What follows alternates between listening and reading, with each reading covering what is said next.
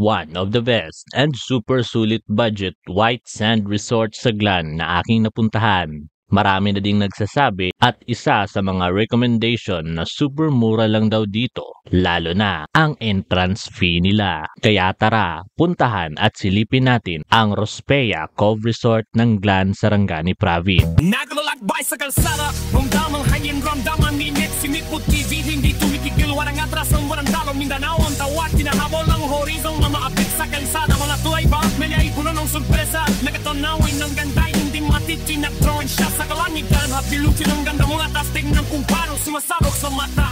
Kung gusto mo ng chill vibes sa White Sand Beach, well, sa experience ko dito from night to morning, ay yes, nakaka-chillax talaga. Mas bagay talaga dito ang pangmaramihan, family with kids or mga magbarkada, at saka pet-friendly din pala dito at napaka-approachable ng mga staff dito. Isa sa mga nagandahan ko dito ay yung chicks sa kabilang cottage.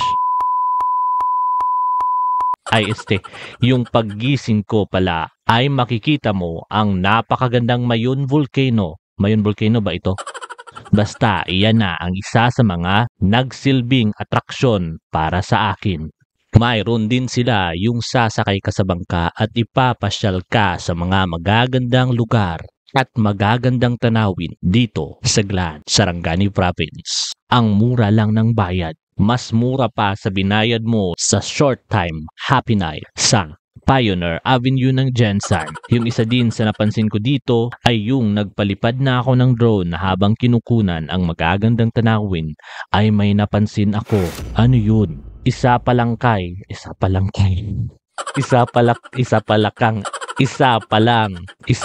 pawikan. Ay, hindi isa. Apat pala na pawikan. Ayan, mapapawaw ka talaga. Simiko TV, hindi tumitigil, walang atrasan, walang talo, Mindanao ang dawag, kinahabol ang horizon, mga updates sa kalsada, mga tulay. Ang Rospea Cove Resort ay madami kang pagpipilian from open cottage to big or medium or small sa murang halaga. At may mga closed cottages din sila for privacy. At syempre, may function hall din sila at ang mura. Ang Rospea Cove Resort ay matatagpuan sa Glan, Sarangani, malapit o kasunod lang ng Don Juan kung ikay galing sa Jensen. For booking and inquiries, you may call. Nilagay ko sa comment section or sa video description. Pakicheck na lang. Maraming thank you. Naglalakbay sa kalsada, ramdam ang hangin, ramdam mo init, Simiko TV, hindi tumitigil, walang atrasan, walang talo, Mindanao ang dawag, kinahabol ang horizon, mga updates sa kalsada, mga tulay ko at milyay, puno ng sorpresa, matanawin ang ganda, hindi matitinag, grosya sa kalangitan, hapilutin ang ganda mula taas, tignan kung paano sumasabok sa mata, action cam, umandar